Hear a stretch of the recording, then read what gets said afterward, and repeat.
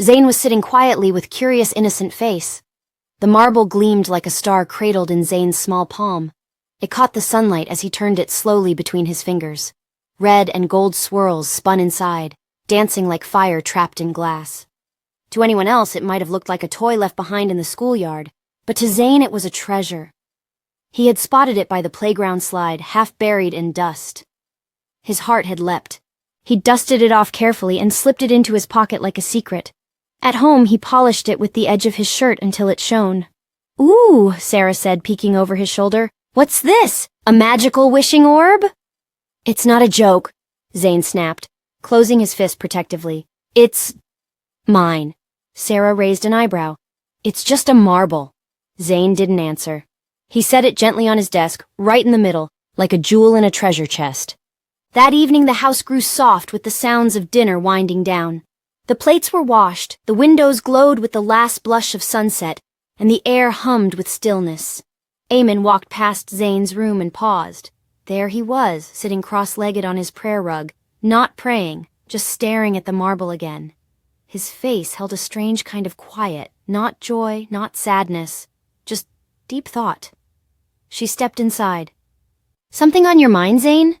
He looked up, startled, then smiled faintly. "It's just this marble. I found it today, and I don't know why, but it makes me happy." Aymen sat beside him. "It's funny," he added. "I know it's not worth anything, but it feels like a treasure." She placed a gentle hand on his back. "Let me tell you a story," she said softly, "about a marble just like yours, and a gift that meant more than gold." He looked up, curious. "Once," Aymen began, "in a small village nestled between two hills, there lived a boy named Idris. He wasn't rich. In fact, he had only 2 shirts, a patched pair of shoes, and 1 toy, a single smooth marble he kept wrapped in a cloth under his pillow. It was his only possession that sparkled. He'd roll it between his fingers before bed, whispering dreams into it like it could hear him. One day, after prayer at the masjid, Idris stepped outside and saw a little boy sitting on the steps, barefoot, with tear-streaked cheeks. His clothes were dusty, his eyes even dustier. Zayn leaned forward. Idris sat beside him. "Why are you crying?" he asked. "Because everyone has something to play with," the boy said, "and I have nothing." Idris felt his fingers twitch. His hand brushed the cloth in his pocket. He hesitated. He had never given away anything before, especially not this marble. But something in the boy's voice, something about the way his hands were clenched into fists to keep from shaking. Idris reached into his pocket, unwrapped the cloth, and held out the marble. "You can have this," he said. The boy blinked. "Really?" "Really." Idris smiled. "It's a wishing marble." Zayn's lips parted slightly. Aymen continued, her voice softer now. Years passed. Idris grew older, became a teacher. He forgot about the marble. Life was busy, filled with lessons and students and bills and quiet nights.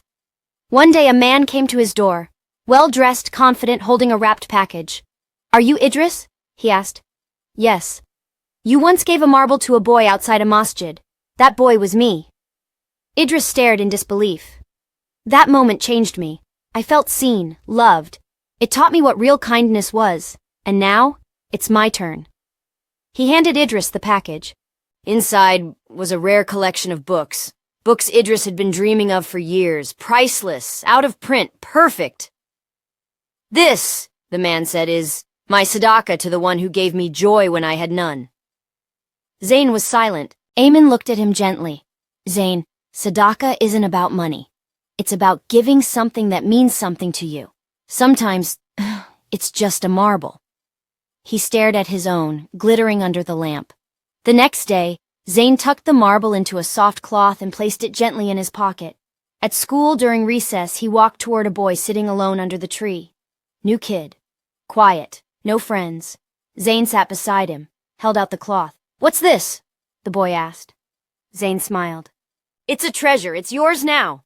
The boy unwrapped it slowly, and in that moment his face lit up like sunrise. Zayn didn't need to say anything, because now he knew. Sometimes the best treasure is the one you give away. And sadaqah? It shines brightest when it costs you something, but fills you even more. Stay tuned for more Islamic stories.